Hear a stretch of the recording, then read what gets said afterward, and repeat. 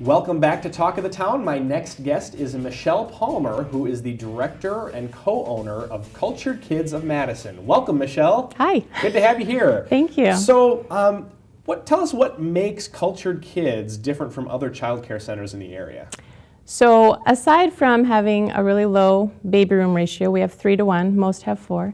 We focus on low VOC environments, organic snacks for the kids, and our moms can come nurse if they want their babies. We do cloth diapers as well. And so those are some distinct things, but probably the biggest difference is that we do all of our child caring in Spanish from 7 a.m. to 6 p.m. at night.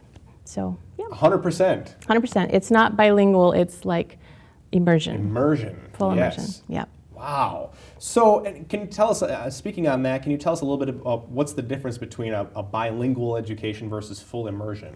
So that's a good question. Bilingual is, per se, an English speaker with a Spanish speaker throughout the day, and the child can pick and choose what they want.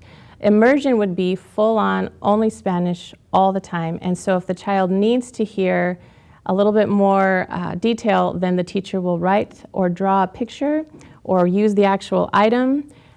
They'll use baby sign languages, anything they can to help the child learn without actually saying, and the child just gets it very soon.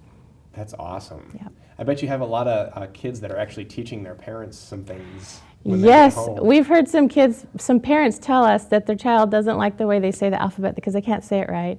Or they'll sing a song and they'll say, but mommy, that's not how you do it. And so, but the fact that the parents are trying is really helpful and supportive of what we're all trying to do. Absolutely. So tell us, why is learning a second language like Spanish, for example, so important for kids growing up? Well, we think learning a second language is important for all people, and it's especially harder the older we get. So if we can do it when we're young and the brain is wiring for languages, there's like this critical time between infancy and 7 years. And so the brain can wire for all kinds of sounds and intonations, and after that time, it stops. So it's not impossible to learn, but it definitely is harder. So why wait till it's harder? So we take advantage of that time where kids are just sponges. It takes them about 1 to 2 weeks with the classroom to understand what the teachers are asking and to just be comfortable with it all. Absolutely. They still have that malleability up until age 7. Absolutely, yes. Yeah. So how do you teach Spanish to children so young when their attention spans are so short? I mean, that's got to be something that's kind of tough, right? Right. Could be. But we have amazing teachers. We call them tias, so they're aunties, not teachers. And everything is fun. If a child's needs are all being met and they're happy, and especially if they're using music, they can learn anything.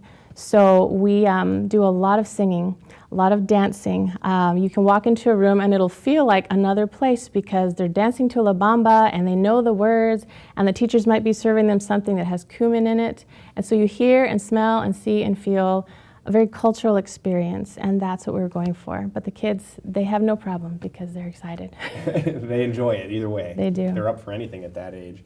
How much Spanish can a family expect their child to learn? Are they going to come out of this completely fluent? That depends on how many times a day they come, a week, how old they are when they start. We've got children that are in our preschool room. They're 5 now. They've been with us since they were babies. Full paragraphs, full communication with whoever. They can be on the street and talk to a random stranger. We've had parents go to Mexico on trips, and their child helped translate for them to get them around. One little girl was teaching Spanish on a cruise ship to all the other kids while they were on vacation. So it's very exciting to us to hear and see the kids using it so much. But yeah, it just depends on how often they come. And I'm wondering, we just have a couple seconds left, but what are some things that a family can do to continue to build upon the education, the Spanish education that they get once they've graduated from the program?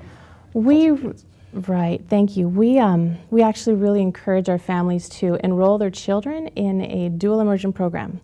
There are a few around Madison, and they're growing. Leopold Elementary, Midvale Elementary, Nuestro Mundo are the ones that come to mind that have the kindergarten. If they can't do that, then we encourage them to listen to music, CDs, videos, and then we are rest assured that if they have to wait till middle school or high school, at least they have had this critical time where they understand the brain has been wired for that, and they'll do great, and they will be able to communicate with more people in this world than they would have before, and that's our goal at Cultured Kids. Absolutely. It makes the world a little smaller, doesn't it? Yep. Michelle Palmer from Cultured Kids of Madison, thank you so much for joining us today. Thank you for having me. That's all for Talk of the Town. Please join us next time. We'll see you around.